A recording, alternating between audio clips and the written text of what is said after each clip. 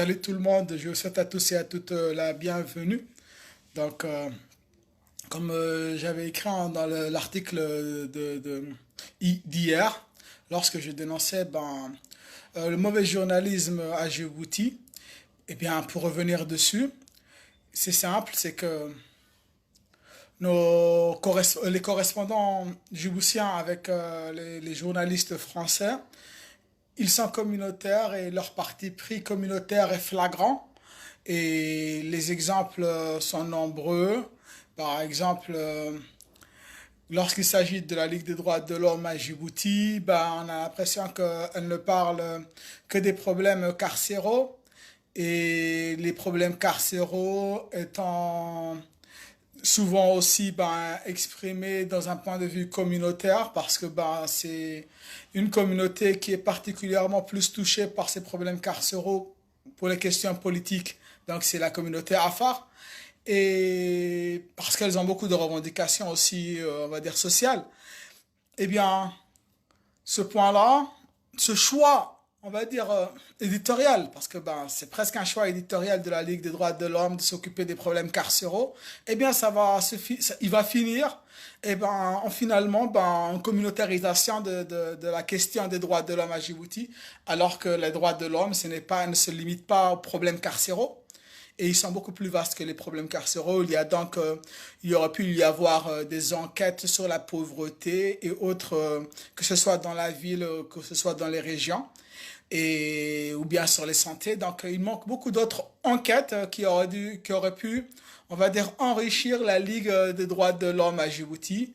Donc, la Ligue des droits de l'homme à Djibouti, elle est communautaire parce qu'elle est très focalisée sur les problèmes carcéraux et que les problèmes carcéraux, ils touchent particulièrement une communauté par qui est Afar et donc le choix éditorial, on va dire, de se limiter aux luttes, aux problèmes carcéraux pour les droits de l'homme va pousser la Ligue des droits de l'homme de Awado à un communautarisme.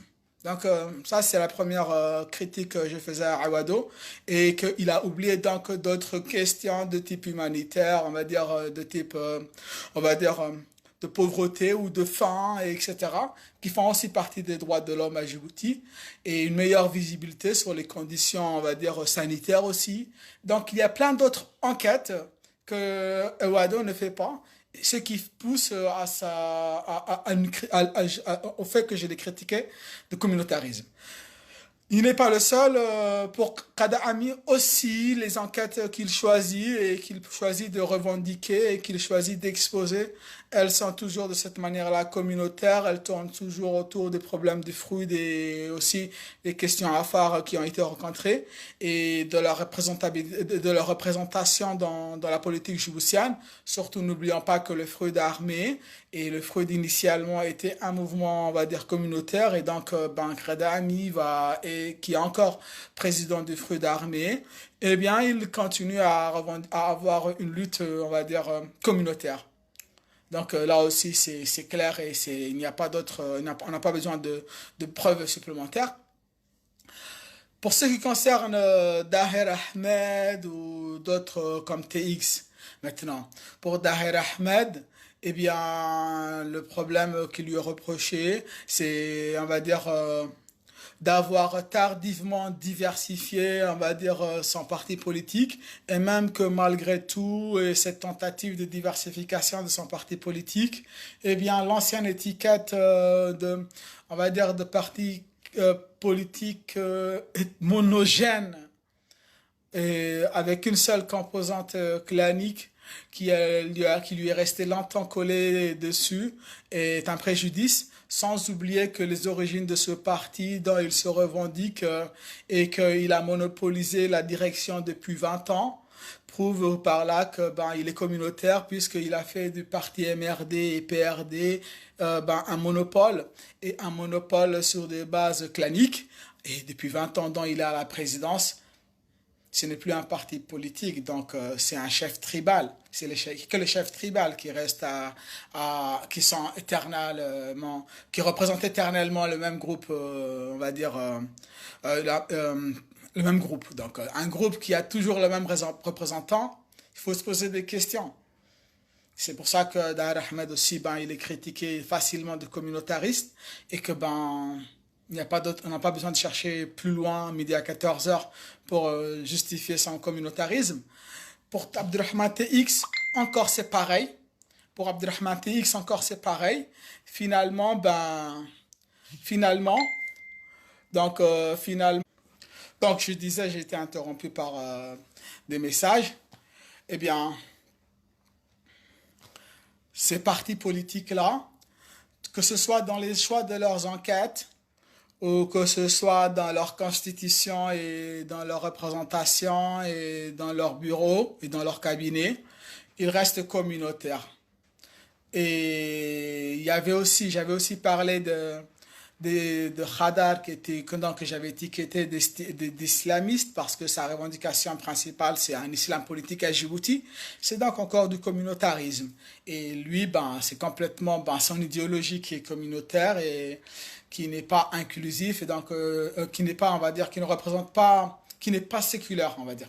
Ils les représentent un islam, on va dire, traditionnel et ils ne veulent pas séculariser l'islam, c'est-à-dire rester dans leur époque. Et comme ils ne veulent pas séculariser l'islam, eh bien, c'est un problème ils vont donc aller à l'encontre de l'article 6 de la Constitution djiboutienne et puisque ben, cette représentation politique n'est pas dans son époque et donc ben, elle devient communautaire.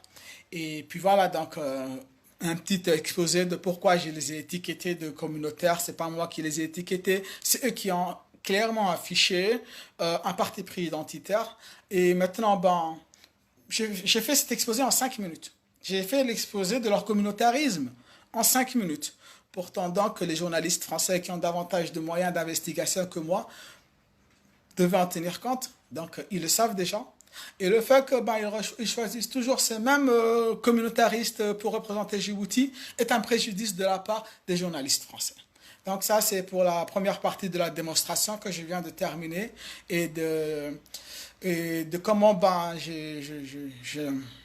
je développe l'article d'hier et que j'argumente de vive voix la critique que j'étais en train de faire sur les journalistes français qui alimentent le communautarisme. Donc s'ils alimentent le communautarisme, ils vont donc aussi alimenter en partie les conflits intercommunautaires. Donc les journalistes français ont contribué à alimenter, dans un certain sens, les conflits intercommunautaires à Djibouti, puisque ben, la plupart de leurs correspondants ont des revendications communautaires clairement affichées. C'est aussi simple que ça.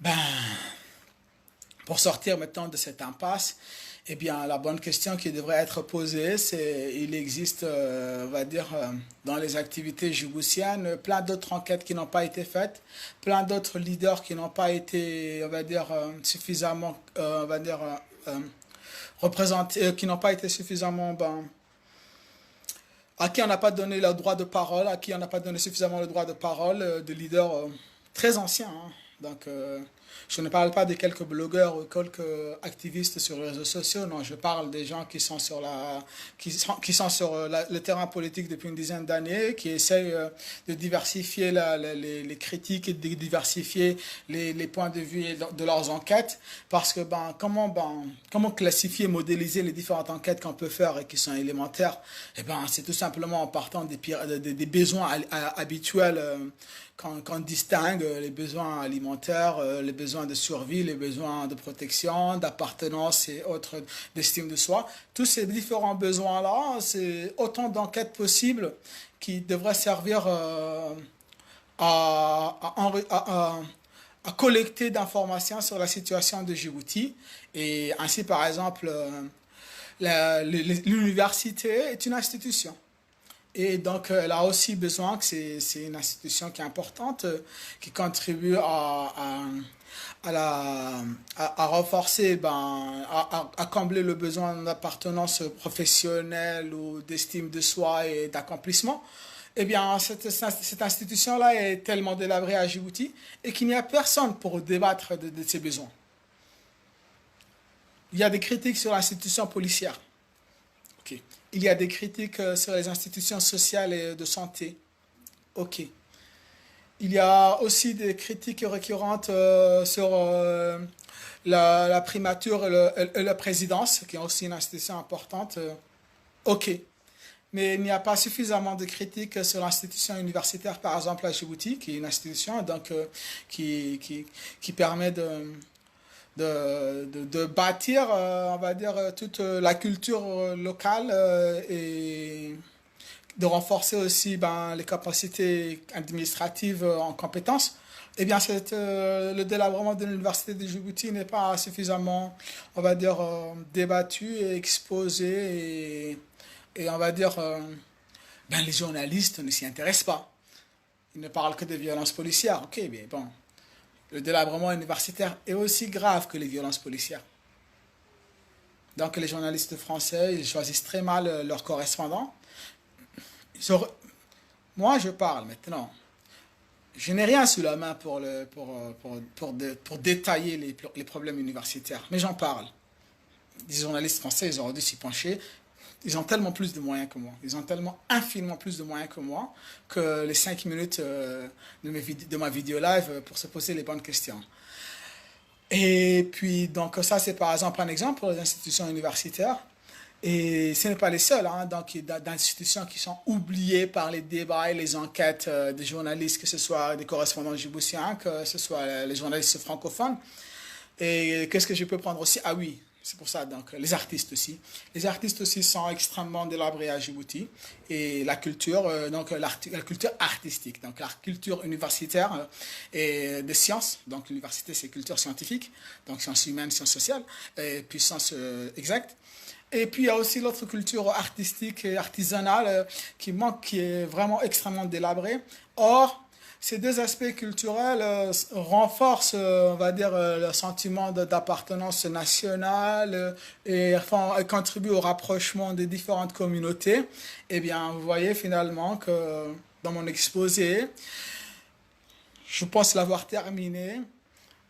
La façon dont les journalistes français ont contribué à la division et au conflit interethnique en donnant davantage de parole à des représentants communautaires et en oubliant de donner davantage d'enquêtes, de représentation et de droits de parole à des leaders, à des journalistes et à des correspondants culturels capables d'argumenter sur le délabrement éducatif et universitaire à Djibouti et capables d'argumenter sur le délabrement artistique et artisanal à Djibouti parce que ce genre d'enquête font tissent des ponts entre les communautés alors que les autres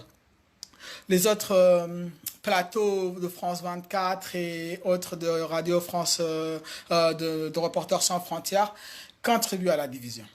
Je pense avoir tout dit et je vais arrêter ici cette vidéo. Donc je vous remercie de la présence et il faudra secouer le Conseil de sécurité de l'ONU. Hein. C'est donc la France qui est directement au Conseil de sécurité de l'ONU et qui mobilise autour d'elle une grande panoplie de ONG. Et lorsque Joe Biden disait que le monde est à la dérive, qu'il n'y a pas assez de reconnaissance pour les institutions internationales, supranationales et pour les ONG, pour le cas de Djibouti, tout ça est camouflé sous le titre de la vidéo conflit diplomatique. Ah bon? Tout ça est camouflé sous l'excuse de conflit diplomatique. Non, je ne pense pas que Ismaël Omar Guelleh représente à lui tout seul un conflit diplomatique plus important que 1 million de citoyens et plus important que la région et sa géostratégie. Réduire tout le conflit diplomatique à une seule personne, Ismaël Omar Guelleh, et à son clan, c'est de l'amateurisme diplomatique et c'est une aberration et c'est la géostratégie djiboutienne qui est importante. Cette géostratégie djiboutienne, elle n'est pas, on va dire, identifiée par Ismaël Omar Guelleh et sa personne, elle est identifiée par la géographie. C'est la géostratégie, donc ce n'est pas de l'ethnostratégie. Ah, mais si la France veut inventer de l'ethnostratégie, qu'elle essaie de me convaincre de l'existence de l'ethnostratégie, mais ça c'est... Je ne pense pas qu'elle pourra me le convaincre en 2021 ni dans 2030. Il faudra qu'elle argumente encore 100 ans pour expliquer que l'ethnostratégie, ça existe. Et je n'y crois pas et Et puis voilà, donc conflit diplomatique, c'est du baratin qui est irrecevable. Donc pour dépasser ce conflit diplomatique, c'est très simple. Actuellement, Macron comme Joe Biden ont des idéaux politiques très proches. On peut dire que ce sont des libéraux et des centristes et des progressistes.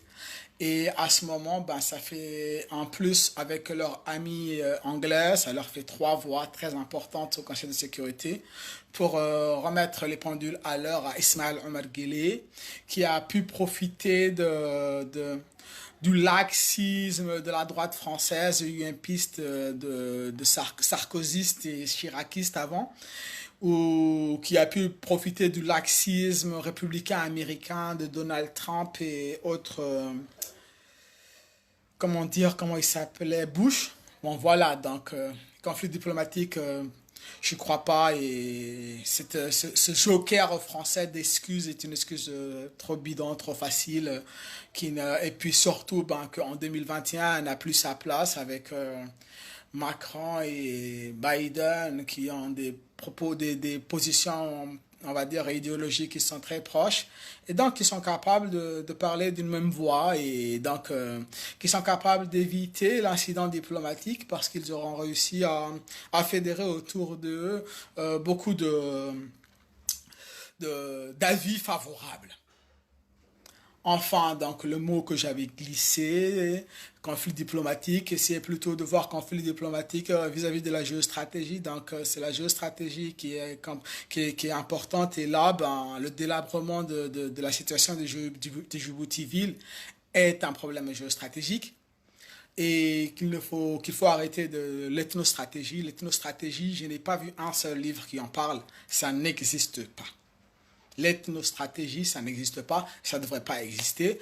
Et surtout que des chefs d'État comme Biden et Macron sont plus faciles à comprendre que l'ethnostratégie n'existe pas puisqu'ils sont très impliqués dans le progressisme et dans les luttes antiracistes.